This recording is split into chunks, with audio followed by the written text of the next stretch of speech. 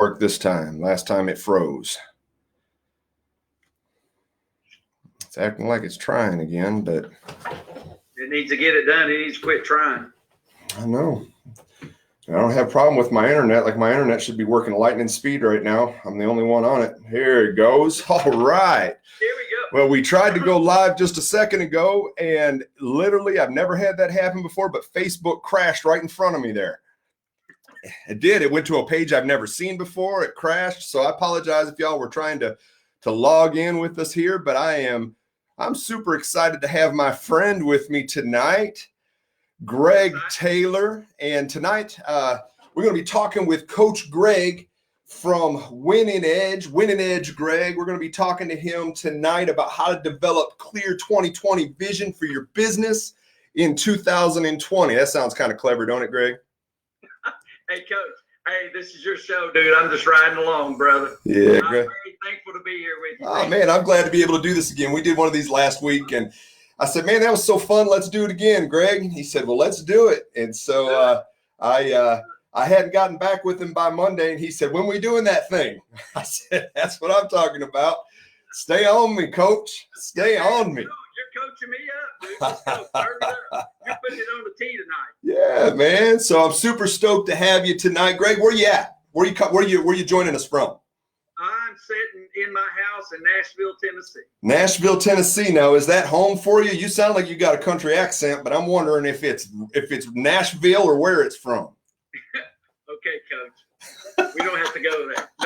No, I'm originally from Corbin, Kentucky, a little town north of Knoxville, Tennessee. Wow. So Eastern Kentucky. Eastern Kentucky. Yes, my mom and dad was born and raised in a coal mining camp. Wow. Yes, and I lived there till I was 3 years old. Really? The front yard was a big old pile of coal and a railroad track. Now, I'm going to tell you something, Greg, and I'm not making fun. I mean, you've talked with me before, and our families actually come from the same area, the same county area, the same area of the country. But true story, I've never been more afraid than when I was in a coal mining town in West Virginia. I'm going to tell you, there's some weird folks. There's some weird folks out there, Greg. Well, they're my folks, and they're your folks because your dad's from Pikeville. I know it. I know it. Pikeville, Kentucky. Greg, I'm not kidding when I said I went to the Walmart and I saw a woman had a thicker beard than I've got right now. All right, You think I'm kidding? I got a friend that was there with me. I had to double check to see what I was looking at. She's about 85 years old, but it really happened. Could have been my mama. Could have been both our mamas. Now, both of my mamas, they were like angels to me. I mean, they were like, they're sitting next to Jesus right now. Yeah, absolutely. Absolutely. They were so honoring. I never saw them. I never saw them panic. And they got 30 to 40 people in a 1,000 square foot home. And they're just serving people, loving people. Gee whiz, if I was trying to take care of 30 people in a 1,000 square foot home, I would be bouncing off the walls, brother. I couldn't imagine. And folks that come from that part of the country, they know what it takes to actually survive. Because, I mean, sometimes it's feast or famine in that part of the country. And so it had a fence around it. So the company owned the school, the stores, the doctor, your house. And they paid you by script. Wow. It had its own currency. Wow. If you wanted to leave the camp, they exchange your script into U.S. currency.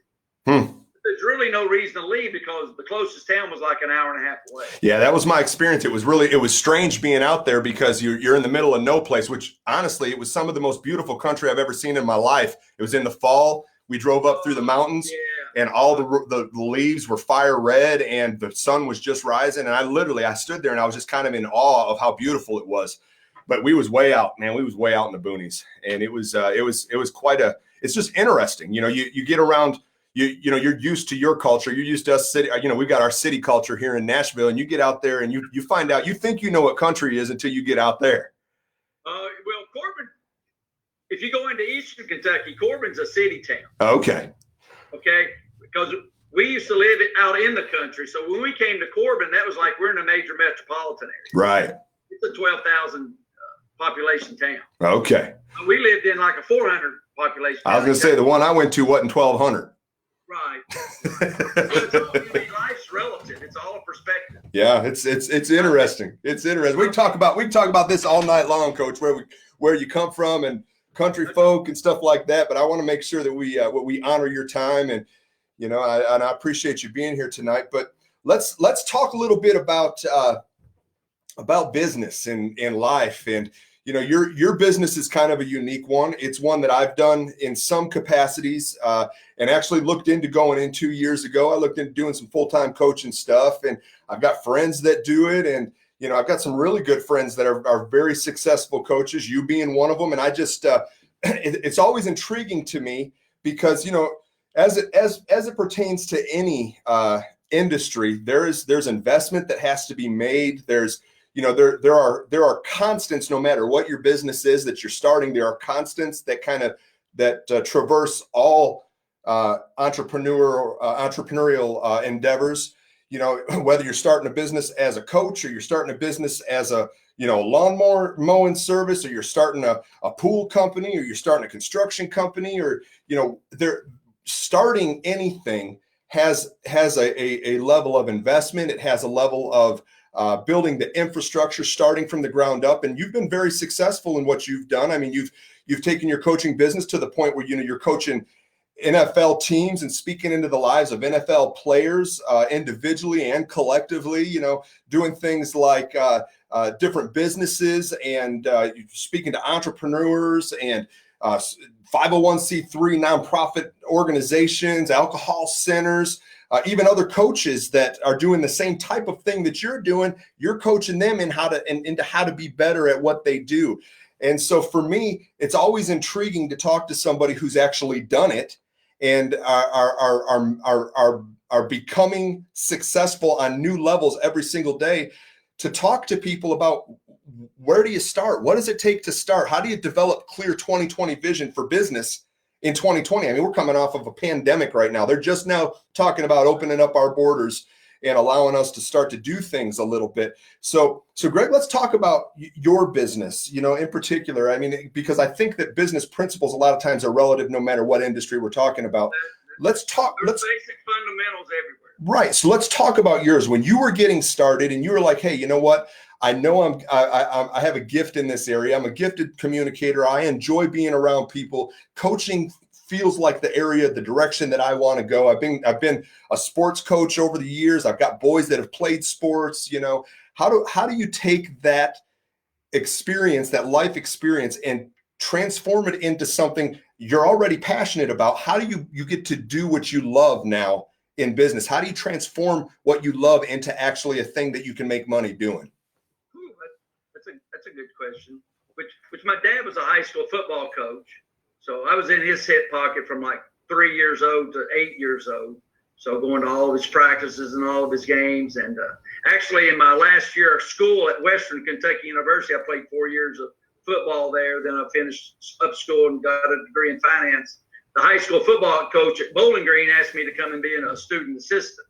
So, which I knew I wanted to be a coach, but I just saw, this is just my personal story. I saw my dad struggle financially, and I said, I'm not going to do that. I'm going to get into the business world, and I'm going to get mine. So I knew I was a coach. Okay.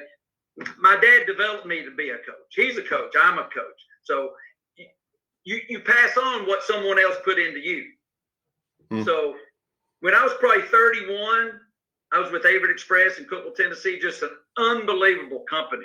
I call them my second family. I worked there for 8 years, and when I left there, I was their director of pricing and billing, and they sent me out on this journey. Something had changed in the industry, and I had to develop this training process, and I had to go to all the service centers. There were like 80 service centers, but there were regional events, so I had like 6 meetings to go to. And me taking what I had developed and standing up and teaching everybody for about 2 hours, well, I just thought that was like, oh my God, I can do this for the rest of my life. Yeah. So on the way, I was coming back from Charlotte, North Carolina, back to Cookeville, Tennessee, where I live. And I said, I want to be a motivational speaker. I said, I want to do this for the rest of my life. And this is kind of funny. I'm just going to pull the curtain back. I said, well, you got to do something first to have some credibility so somebody will listen to you. Right. Right. I mean, well, let's be real. I mean, That's if you ain't never been nowhere, ain't nobody going to follow you where you're going. That's right. That's right. So, make a long story short, probably 2 years, let's say 2 years after that, we started a transportation company in Corbin, Kentucky called Trilex Express. So we went from like 0 to 20 million bucks in about 4.5 years. 9/11 hit us. Fuel went through the roof. Insurance went through the roof. Prices went down. So we just didn't have the financial power to stay with that. But we had just an awesome company came in and took over our equipment and brought us down to Shreveport, Louisiana. And so that's how we got to Shreveport, Louisiana. That's where my Trey and Trent both played at Evangel Christian Academy. Okay. So as I told myself, I have to, what have you done to get someone to listen to you? So I took that journey. It didn't turn out good for me, but man, what an education I got. Because I told my mom and dad, I got an MBA from the School of Hard Knocks. Mm-hmm.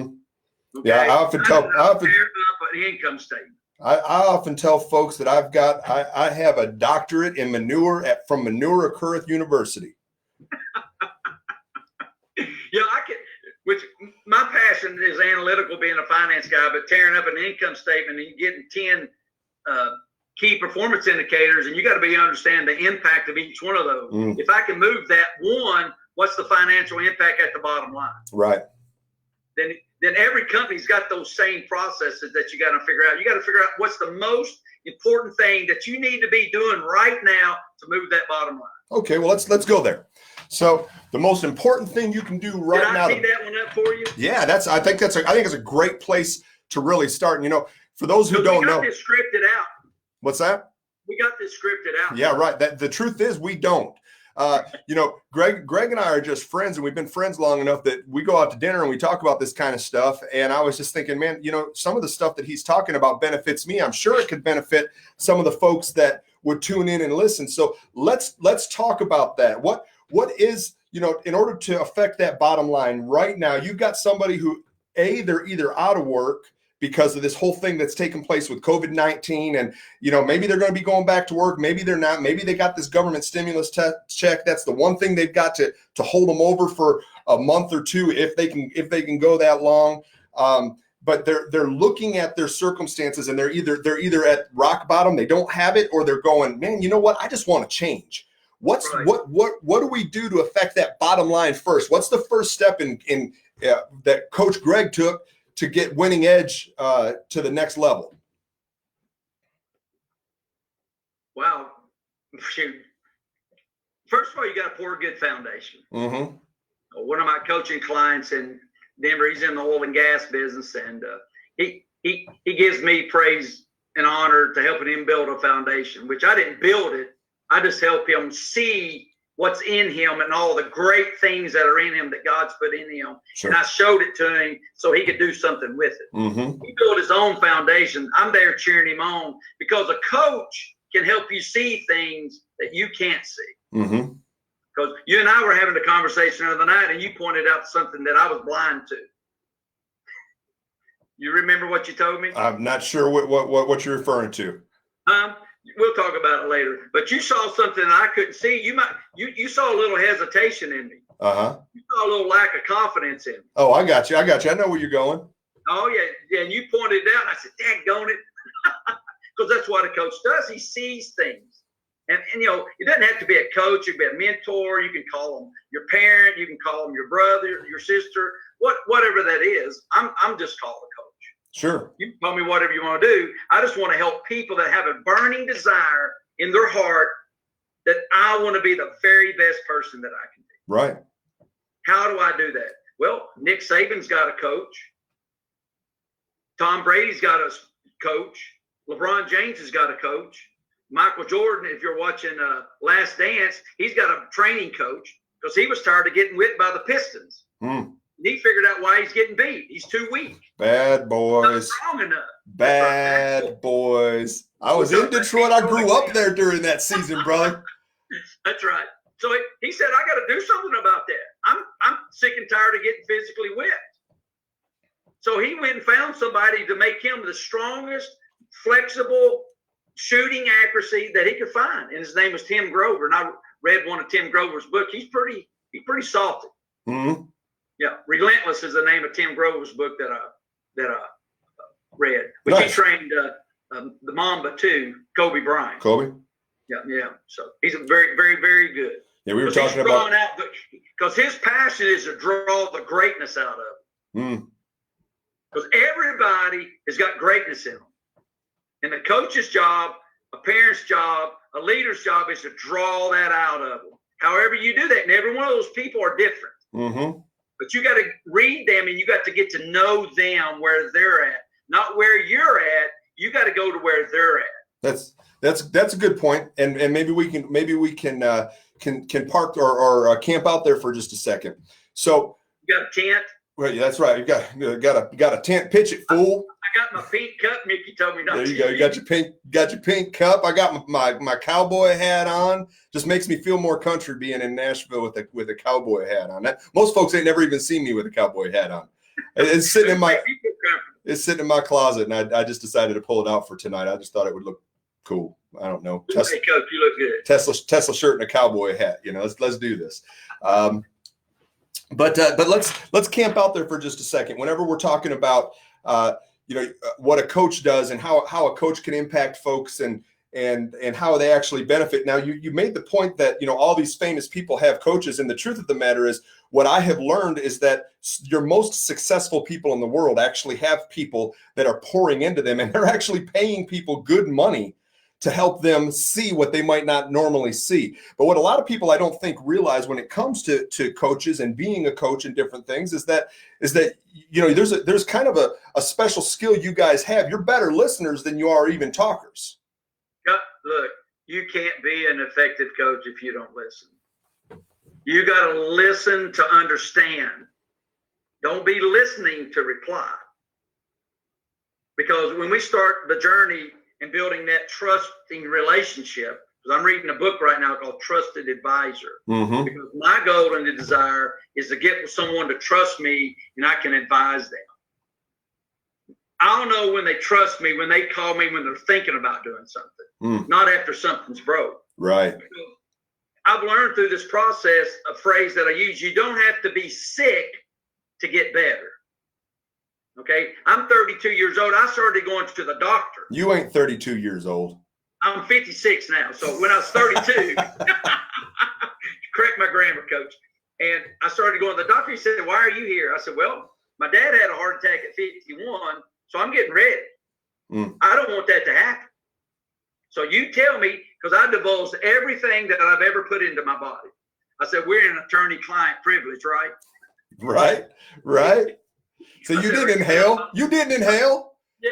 Are you bound by law that you can't tell nobody what to tell you? And it was funny. He just laughed. He said, "Go ahead, Tim." So I dunked on him. Right. That's what I want my clients to do for me. Just tell me what's going on. And I'm not going to tell anybody. Right. You can bound me. I'm not going to tell anybody. My job is to help you. My job's not to hurt you. Mm-hmm. I'm doing this, and I'm missing out on my biggest, highest paying earning years of my life because I love people. God's created them for greatness, and God's given me a gift of discernment, and he wants me to say, help my people. Right. Absolutely. So when somebody comes to win an edge, to have some coaching done and things, we started out the theme of what we're talking about tonight is how to develop clear 2020 vision for business in 2020. Now, I would say likely it's one of the things that we would want to say. It's probably pretty wise to have somebody who can listen to you and can help you navigate the things that you don't see, because we are all blind in some respect to something in our world. You and I have gone back and forth, and you've asked me questions about, hey, okay, well, what did you see in this? Is there something I can do better? We all need those kinds of voices. So, but apart from having a coach, right now we've got Coach Greg in the room with us, and you're looking at somebody who is getting ready to start something new, and they want to have clear vision for their future, but they just got circumstances are cloudy right now. There's a whole lot of distractions when we look at everything that's going on, and we turn the news on, and there's all kinds of BC going on in the news. We got all this craziness going on, and somebody says, man, I need clear vision where do I need to go first? What needs to be, what do I need to do either internally or externally to start moving in the right direction? What would you advise they do, Greg? You got to write a why statement, a mission statement. Uh-huh. What's the purpose? What's the purpose of you doing this? Okay. See, I started my business. We started a transportation business, and the purpose of me doing that, I wanted to create the greatest place to work in America. Wrong motive. My first motive should have been to make money. You with me? So that's one of my top 8 lessons I learned in that failure. Is the number one goal of business is to make money. Okay, but I need something driving me every day. What's my purpose after that? So to find someone's why, to me, it's just a series of questions. What makes you cry? What makes you get up at 5 o'clock in the morning? So what would be the benefit of knowing what makes me cry, Greg? Because if you have a purpose, I'm a purpose guy. Mm-hmm. My dad figured out if I can get Greg, my wild ADHD, hyperactive kid, if I can get him to understand why he's got to go to the garden, okay, he'll go to the garden. But my mom and dad knew if they couldn't get me to understand why, I'm not doing it. Because purpose is going to fuel your passion. Because you will stay longer somewhere if you have a purpose there. Mm-hmm. You're going to stay there and fight. And as Ed Mylett says, you will only get in life what you want to fight for. Mm-hmm. And you're only going to fight for something that you have a purpose tag to it. Okay. You with me? Because when you get into the entrepreneurial business, you got a 70% chance of not making it. Okay. Okay. You better have a fighter's mentality. And you better have something fueling that, which is your purpose. So what you're saying is money ain't enough. It needs to be the primary, but it ain't enough. Well, there's a lot of successful people out there financially. That was their goal. But I look at the whole wheel of life. Is it balanced? Okay. Is it balanced? Is my health? How about my wife? How about my kids? How about my family? Oh, no, that's good. Yeah, because I have some wheel of life from an executive point of view and from a personal point of view that we give them tests they can go through and see where they need work. Because if that wheel's out of kilter, something's going to break. Right.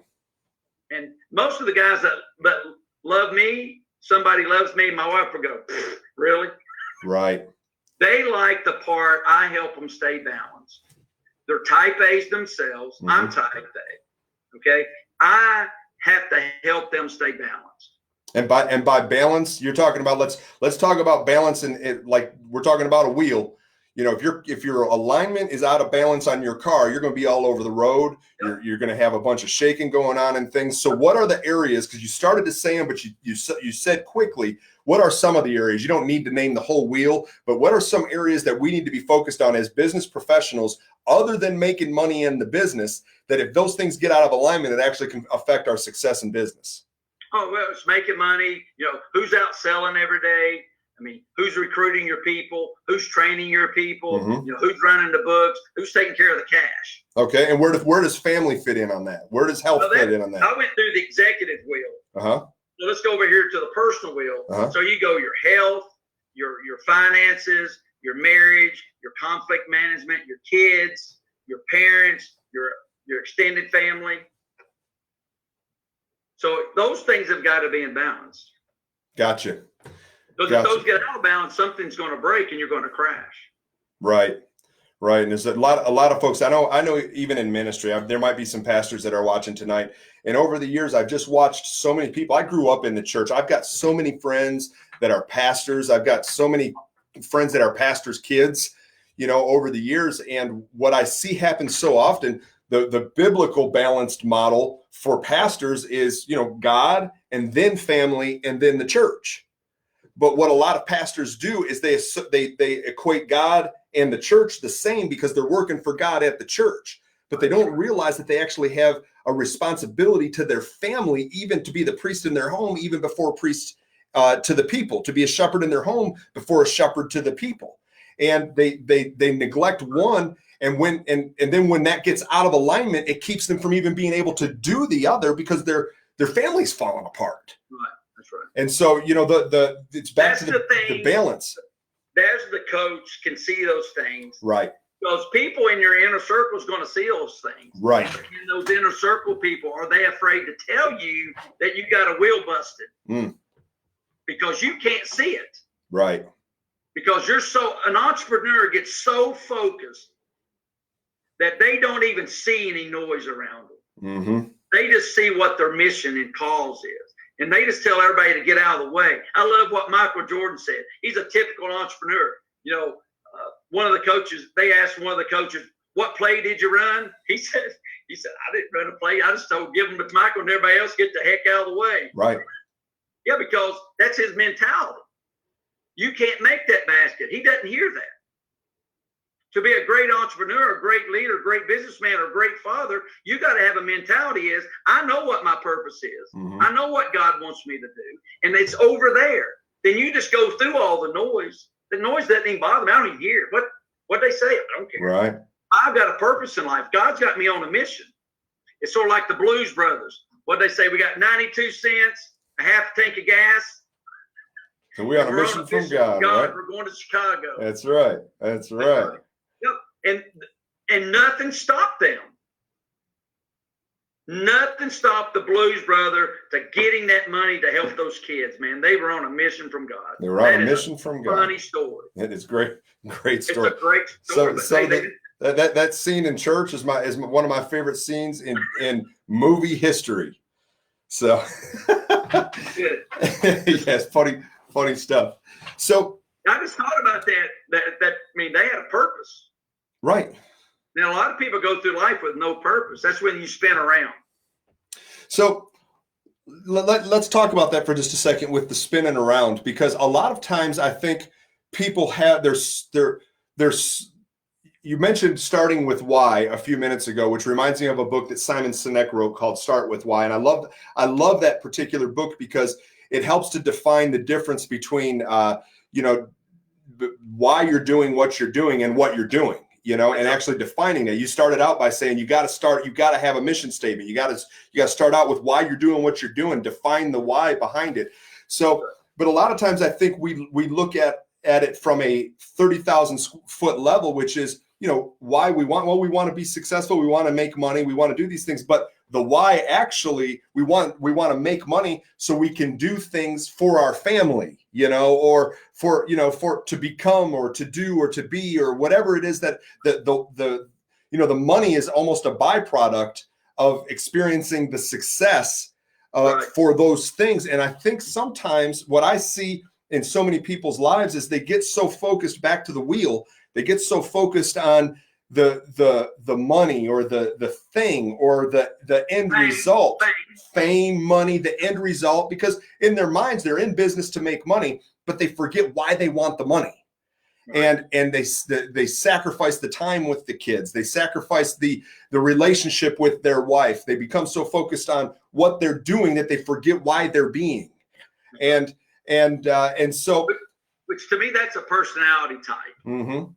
That is a classic type A person, where they get so focused, or a hyperactivity person, an ADHD person, because you can get hyper over here and crazy in your brain, but you can get so focused and you can narrow that focus so good, the pinpoint laser, that you can blow something up by yourself. And everything around you could be going crazy, and you can just focus in on it and just get it done. Because entrepreneurs are people who take full responsibility for the good, the bad, and the ugly. Okay. So they stand there and they have to take responsibility for everything. So you and I had a conversation the other night, and we were actually in a men's group. You were hosting, you were teaching a class of a men's group. And Foundations of a Father. Foundations of a Father, talking about what it takes to be a father, to be a successful father. And you shared a story of your life about a time that you took responsibility. And you don't have to go into all the details, the personal stuff about it. But I want people to be able to see inside Coach Greg, because you're talking about ADHD, you're talking about a type A personality, you're talking about being driven. And I know that at least partially you are and have been all of those things. So when you even talk about that, you're sharing it from a place of experience. And it did at times impact your family. Some of the decisions that you made were impacting your family. And you shared a story with us the other night that I found to be very insightful in who the man Greg is.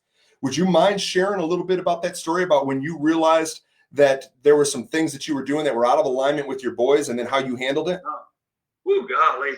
Out of alignment, Coach. That wheel busted on me. So I was out of balance because I was in my business. Right.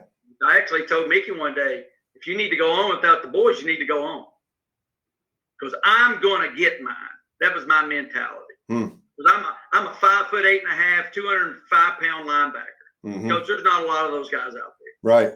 Probably the greatest compliment that I got from a coach is, Greg, you should have never played a Division I football team based on your size and your speed ratio.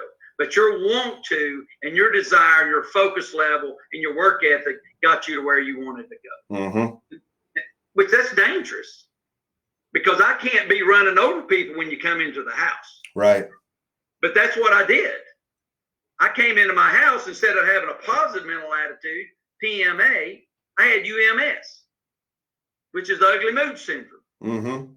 Meaning when I walked in the door, Trey and Trent, 3 and 4 years old, they would look at me and take off the other way. That's my fault. Because who would want to say hello to somebody that's going, what's this? What's this? Because being an OCD person, everything had to be perfect for me to be happy. Right. Well, guess what, Coach? I'm still the same person. I still want it all perfect, but my values in my Lord and Savior Jesus Christ. Because I used to play for the GT Bulldogs, and I play for the Trinity Wildcats. I just play for a different team. My value systems are different. Do I want to make a bunch of money? You daggone right I do. Am I willing to sacrifice my wife and kids? No, I'm not. Right. It's just being conscious to that. So how did you take responsibility for that? That personality is in me. So you were talking about taking responsibility, and that was the thing that was the trigger for me. How, when you know things are out of alignment, do you take responsibility and actually make the shift? Because that's a big shift, man. You're talking about how you're wired. Right, that's right. And how do you make that shift to where you're actually doing what you know you need to do instead of what you do by nature? What's important to you? What's important to you? You have to ask yourself what's important. What's important? To me, there's two things that changes behavior: relationships and consequences. Okay. I was faced with a consequence. I'm losing my wife and my boys. Okay. I'm staring it in the face. I caught my wife when she was turning the lock on her heart. I caught her hand. And I stopped it. I said, we may be married for the next 40 years, but we're not going to have any fun. I like to run around the house myself, Coach. Sure. So that was the wake-up call for me. I got that. She's telling me, you need to pay attention to what's going on. I mean, she didn't say what I said. I'm telling you what I interpreted. Right. And I said, I got to back up here. Shoot, yelling and screaming at my boys. And I actually took, on the advice of my pastor, Denny Duran in Shreveport, Louisiana, he asked one of his kids what she thought about him. So long story short, he challenged us. Oh, you challenged GT? Right. I mean, see, he's talking right to me, my personality. So I take my boys out and I ask them what do they think about your dad. They're 12, 13 years old. They look at each other, and you would have loved to have been there. They just kind of, when they got confused, they just kind of look at each other and go, right. And I can't say, no, I want you to tell me what you think about me. I can't be the best dad if I don't understand how I make you feel. And they both looked at each other. I said, really, I want to know. Nobody's going to get in trouble. And they both said, you got to quit yelling at us. Oh, wow. At the ball games. You got to quit yelling at us. I said, okay. You weren't coaching from the sidelines, were you? Oh, yeah, Coach. I was the crazy parent. Yes. So I said, okay, instead of me yelling at you, here's what I'm going to do. Okay. And this is when I connected scripture in there. Ephesians 6:1. Children, obey your parents, and God will give you a long life. And Ephesians 6:4 says, fathers, don't exasperate your children. So we read 6:1 through 3. Trey and Trent, you're supposed to honor me. Okay. Number 4 says, I can't exasperate you. Right. So it's one thing to be honored. It's not something else to be honorable, isn't it? That's it. Well, that's the tough part for some kids that don't have an honorable parent. But still they have to honor that person that gave them life. That's tough. Sure. That's another subject. But it is our responsibility as a dad to be honorable. Oh, no doubt, dude. It says don't exasperate your children. Man, was I exasperating my children. So I gave that weapon to Trey and Trent. You hold me accountable. Hold me accountable, because I'm going to hold you accountable, because God gives us rules in the Bible on every key relationship: husband, wife, parent, child, employee, employer. It lays it out what you're supposed to be doing to make it successful. It's just, are you going to do it or not? Right. Right. It's amazing how many folks say they believe the Bible, but the simple things they negate to or neglect to even try to implement. I have a little thing: listen, learn, apply, live life abundantly. I call it LLA square. LLA square. Live life. I'm sorry. Listen, learn, apply, live life abundantly. Okay? Because if you don't apply what you listen to and learn, you can't live life abundantly. You can listen and learn, and you got all this knowledge, and this is out of James chapter 1, is why you got all this knowledge for? You don't apply it. Right. Okay? This is GT's claim to fame, Coach. I am the biggest. I use my intelligence at the highest efficiency rate of anybody I know. Because I'm not the smartest brick out here. But I'm going to utilize everything. And the great thing about it is, guess what, Coach? I said it when I was 23 years old. I can learn. That's when I decided not to be a dumb job. I read my first book at age 23. I've read probably close to 200 books or more now. Wow. Once I said I can learn, watch out. Because once a person says, I'm going to do that, not I'm going to try to do that, I am going to do that. I am going to do whatever that is. Let's write that out. Let's write that out, and we're going to keep coming back to it. It reminds me of a scripture. Keep fueling you. I call it my daily fuel, my weekly fuel. We just got to keep fueling ourselves. Right. You got to stop. Get your daily bread. Get your daily fuel. Yeah, I think there's even a scripture out there that says, write the vision and make it plain, don't it? Oh, that's right. And the people with no vision is going to perish. Even in the midst of all this crazy coronavirus, man, I wrote a little mission statement because GT gets a little confused.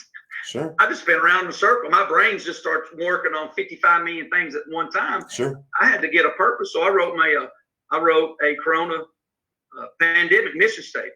Yeah. Basically, it goes, I'm going to be better at the end than I am at the beginning. So I challenge everybody out there, find a good book, could be the Bible, could be something inspirational, read it, grow yourself every day, think deeper than you've ever thought before, and something magical is going to happen. Somebody out there who's went into deep thoughts is going to find a solution to solve a world problem. Yeah. And everybody wants to buy that stock. But it takes a human that God's put into them greatness to solve a problem.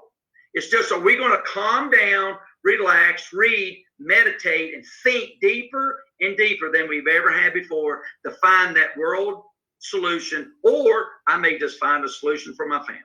And I think right there is what we were looking for with the definition of what we're doing, how to develop clear 2020 vision for business in 2020. It starts with actually being present in that moment, utilizing the time that you've got, actually thinking, taking the time to think deeply and plan, come up with a vision, come up with a why, come up with a plan, actually write down what your vision is. So as you said a moment ago, start with why. Why do you want to do what you're doing? What do you want to accomplish? Define that thing, and then actually spend some time pondering it and coming up with game plans on how to actually execute on those things. If you don't have that first, you don't have the foundation, do you, Coach? No, sir. No. You got to have some kind of idea. I'm not saying you don't have the perfect plan, but you got to have some kind of idea of what's going on. Because when we started Tronics Express in Corbin, I did a little income statement I looked at an income statement 4 years later. It was like a joke. But it was fun to look at. That's what I knew then. This is what I know 4 years later. What am I going to know in the next 4, the next 4, and the next 4? Right. Because God's given us a powerful thing, and it's called between our ears. And all we got to do is tap into this powerful thing. This is a monster. Because it's a monster to drag you down. It's a monster for you and everybody that's listening out there. It's you can be the next Bill Gates. You can be the next famous guy that creates a solution for the world. It's in somebody. Yeah, I remember. You're going to slow down and listen. I remember a few years ago, Rocky, my son, was on the mat, and he was actually fighting a kid that was 3 years older than him. And, they were getting ready he had actually already lost in the first round, but ended up against this kid again in the finals.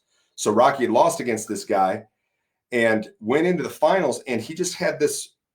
Dad didn't have a pep talk with him. Dad didn't coach him and try to encourage him. I actually was just encouraged to see him get on the mat, to be very honest with you, because he'd already lost pretty bad to this kid. And he gets out there, and he's like a monster. He gets out there and just whoops this kid and beats him. Honestly, it was like 15-1. It was a huge, it was a butt whooping. And everybody was shocked, including the kid who's 3 years older than him. And I asked him, I said, Rocky, what happened? He goes, Daddy, that guy thought he could beat me because he did it once, and I just wasn't going to let him. There you go. And there's something about getting that in your head that this is my vision. This is what I'm setting out to accomplish. And come hell or high water, I'm going to fight through it. And I'm just going to do what I know I can do. The situation's not bigger than me. The situation's definitely not bigger than my God. Amen, brother. Come on. And so, if the Bible says I can do all things through Christ who strengthens me, if I'm a Christian businessman, I got an upper hand, because I don't just have to do it by myself.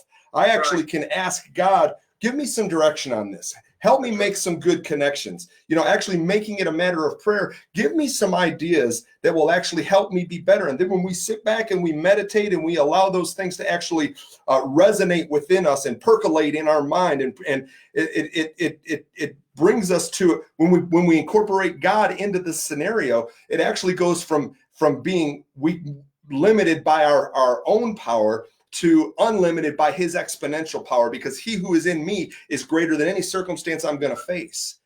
Coach, you ought to write a book and call it Limitless. I think I did. I think you do. I think I did. Limitless, which I have read and studied. Because I actually read and studied your book before I started my business. Did you? Yes, I wanted to know what my limits were that I was putting on myself. Right. You got to get real with yourself. You gotta let somebody carve you up, okay? Because I've got a new sales and marketing coach. I mean, he's drilling me on prospecting, on messaging, on targeting. I mean, he knows more than I know. Because I heard somebody say, this triggered me to go, I got to go find a player.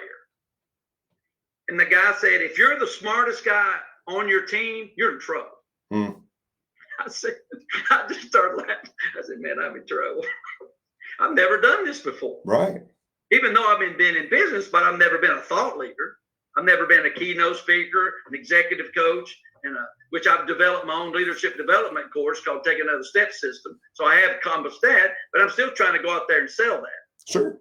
Right. And what's funny about that is, as outgoing as you are, and as fun as you are to be around, there are things that you're still not comfortable with. And even you being as good as you are at what you do, you still need to incorporate people that help bring out the greatness that's in you, or to make that greatness even greater.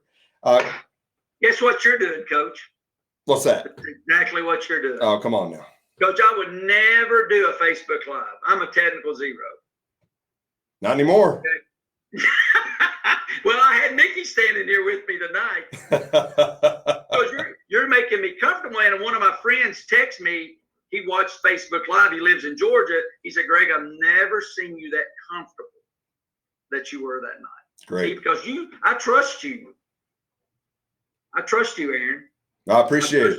That you want what's good for me. I do. And you're teeing this up for me. So I thank you and I appreciate that. Oh man, I You're appreciate. helping me get through my fears. But in the same time, and that's the great thing about having friendships like we've got. You know, when it's good when you ain't the smartest friend you got. You know, the smartest of your friends. Seriously, because I can go to you now and I can say, hey, Greg, now listen, man, because we all struggle with stuff. Oh, that's right. So what? Come on, so what do you see, partner? You know, whenever you've got friends that actually A, care, and B, are smarter than you, right. or at least smarter than you in an area, they can help pull out the stuff that you don't see. I sat down with a guy the other day and just kind of hashing some stuff out. A pastor friend of mine who, you know, he's been very successful in his own right. And I looked at him, I said, all right, partner, I hear what you're saying. Bring it to me. What do you see? I'm an open book, man. Like I'm open. If you see something I don't see, if I'm blind in some area, man, hell, let's get that stuff out of let's get that crap out of my eye. You know what I mean? The doctor, dude. That's exactly. Right. Help me get some glasses. If you can help me see better and I'm going to get better from it, then let's do it. You know, let's do it. Let's do it together. And that's the iron sharpening iron type of a thing. Right. And when you're incorporating a coach into your life, those kinds of things are iron sharpening iron scenarios. The truth of the matter is everything that somebody needs for the success that they're going to have is in them. It's in them, Coach. They just don't already see it, do they? They don't see it. That's right. And some people have been through a tough life. Right. Okay, because you got to really understand a person's C's, S-E-E, significant emotional experiences, because that's forming a significant emotional experience will form your beliefs.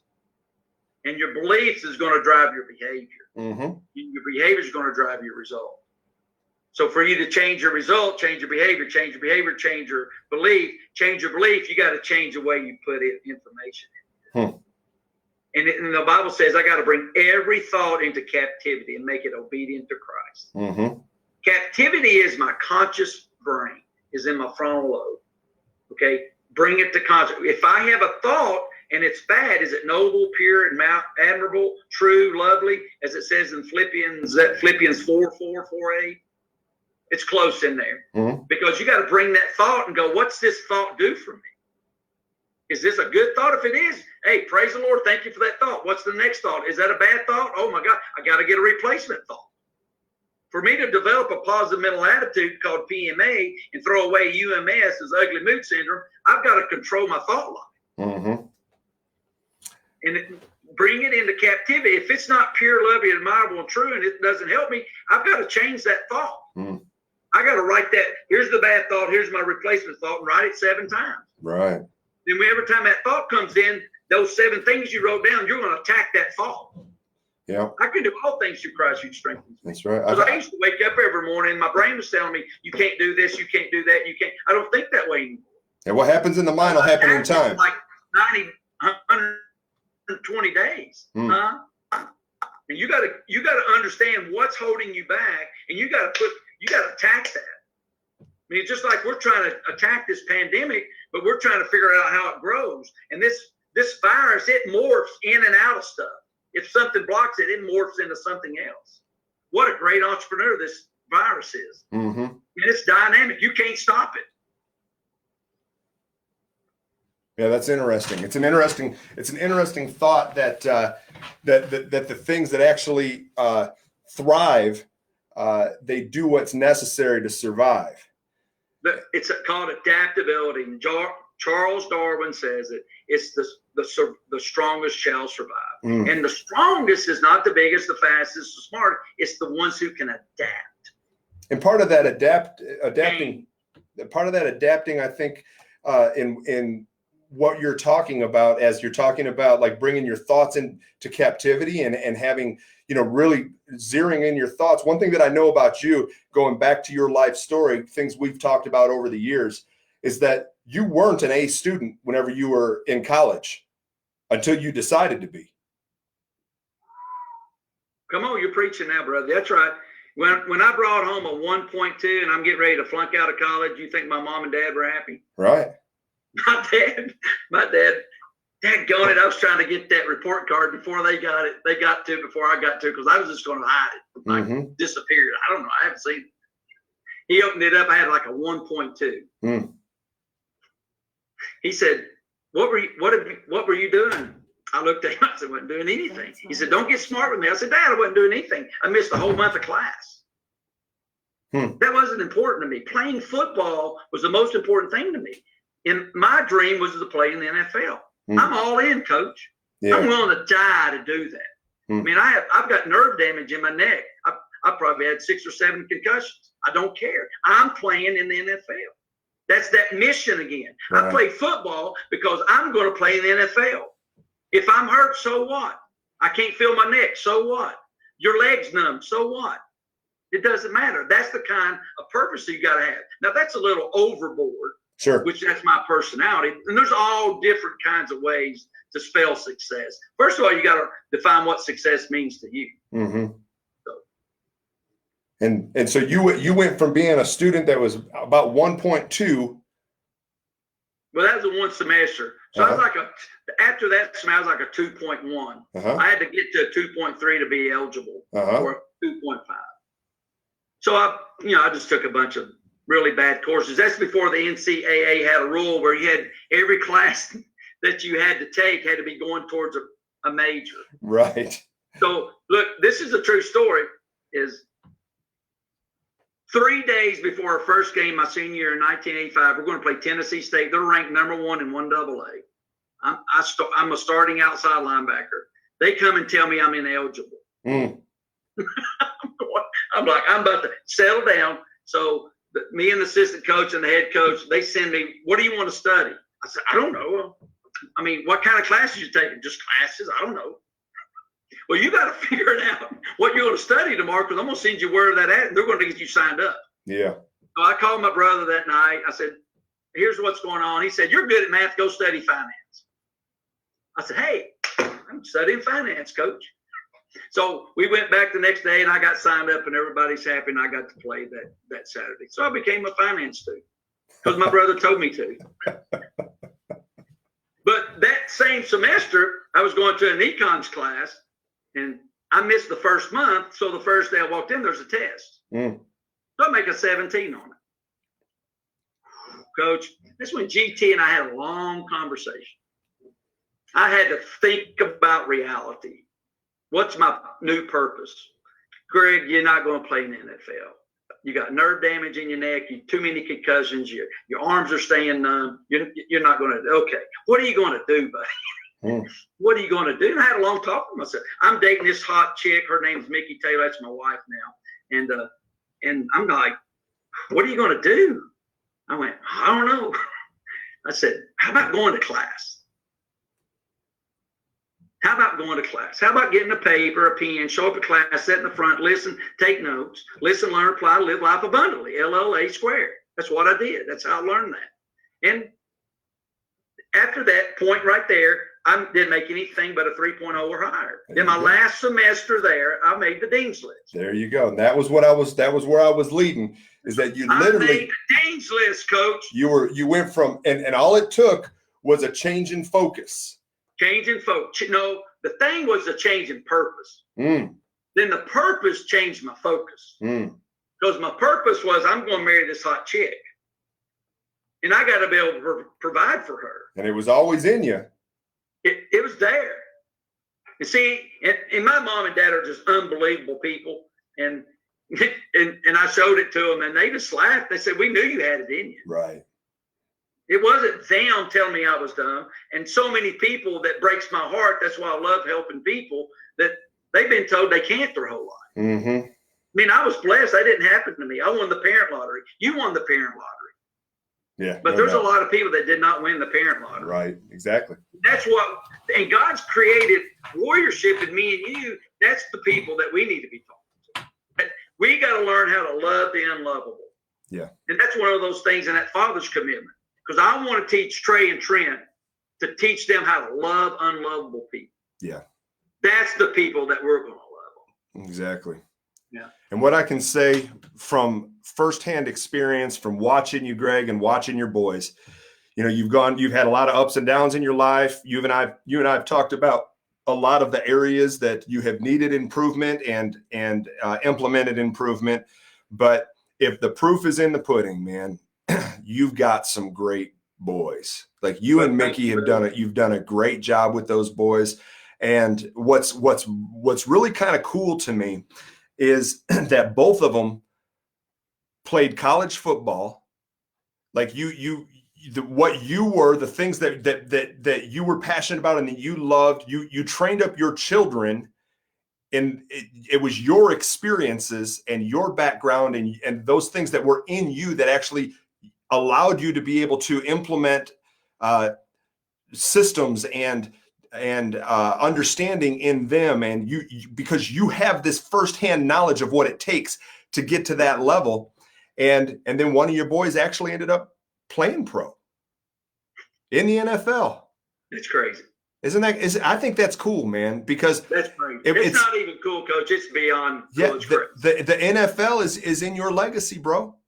Right. You know, and so it's just, to me, it's just neat, man. Not that's not the end all cure all. I mean, man, I'm happy for Trent. I'm glad to watch him play. Like I enjoy that kind of stuff, and I love to see people succeed. But it's kind of a cool full circle thing for me, because it was your dream, but then your dream got kind of hijacked by circumstances and injuries and different stuff, and so you had to recalibrate. So what you did, you recalibrated, you got a new focus, you took that focus, you went all in with your family, you went all in with what you could do to help your family succeed. You invested in your boys. You were a great dad. You know, you made some mistakes along the way. Well, heck, if you don't make mistakes, you ain't trying. Yeah, true. And so but the way you've handled those things, I know firsthand, because I know both your boys, that you trained up good men, and now they're doing what they love because of the investments that you made, the disciplines that you implemented as a young man. And from generation to generation, things are getting better because of the implementation of the structure that you have implemented. And so, you know, you had great parents, then you were a great parent, and now you're raising boys that are going to be better than you, hopefully. I mean, I want my ceiling out to be Rocky's floor. That's right. You know? That's right, Coach. So that's right. Yeah, buddy. Amen. That's right. Well, brother, I'm so glad that we got a chance to do this. We're hitting that 1 hour mark right now, and if people are still tuned in, they either don't have nothing to do or they're super interested in what we're talking about. And so either way, I'm just glad that they were here. Yeah, I hope we said something to let them know that they're special. Everybody that's listening to me speak right now, you're special. I spent my life with a fear injection. God ripped that root out of my heart in the shower one day, and I broke down in my shower because I was so afraid. I would fight anybody, anywhere. I would take gambles and chances anywhere because I'm going to win, because you're not going to reject me. When God accepted me for who I am, but I had to accept me for who I am. God's already accepted me. I already gave my life to Christ, but I didn't accept me. Until I accept me, I can't accept what God's trying to give to me. Right. Once I've connected into that, and I can look in the mirror and go, I love Greg Taylor. I accept you, Greg, for who you are and what you are, the good and the bad and the ugly. And I know God's going to create something really, really special in my life. When I got to that point, that's when total peace, because peace is not the absence of conflict, it's resisting the conflict.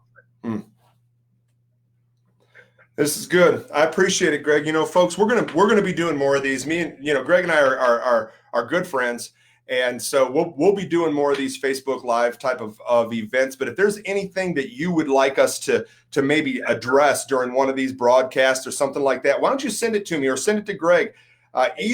Either way, it would, you know, if it comes to me or comes to him, but we can kind of tailor it as we need to, no pun intended, with Greg Taylor being our guest today, but we can tailor it however we need to make sure that we're providing you some content from Winning Edge that's going to help better you, because we don't want to waste your time. You know, we're not up here just to talk. We could do that at the coffee shop. We're actually hoping that something that's shared here is going to benefit somebody else that's on. So if somebody wants to get in touch with Greg Taylor, how do they get in touch with him, Greg? Email is greg@findyourwinningedge.com. My website is www.findyourwinningedge.com, or I'll give you my phone number, 318 230-6481. Well, there you go. He's a braver man than I ain't gonna give you my phone number, but Greg, I'm so glad that you're able to hang with us tonight. Thank you for taking the time out of your busy schedule away from your family to be able to hang with us and my family tonight. So glad that you were able to be here. I love you, man. I so appreciate what you're doing. Greg Taylor from Winning Edge, coach extraordinaire. I love this guy, and he's a good friend. And if anybody is looking for somebody to bounce ideas off of and to take their business to the next level, maybe to help them develop better, clearer 2020 vision for their business in 2020, I recommend that you give him a call. Greg's a great guy. I know that he'd love to work with you, and I know you'd really love working with him. So thank you, Greg. Pastor Aaron, you're awesome, buddy. I love you too, man. It's so good to see you. You guys stay safe, and we'll talk again real soon. All right, buddy? Hey, thank you for everybody that's out there. God bless you all. Be a blessing. Let's grow. Thanks for tuning in, guys. See y'all. Thank you. All right. I'm going to go ahead and end this.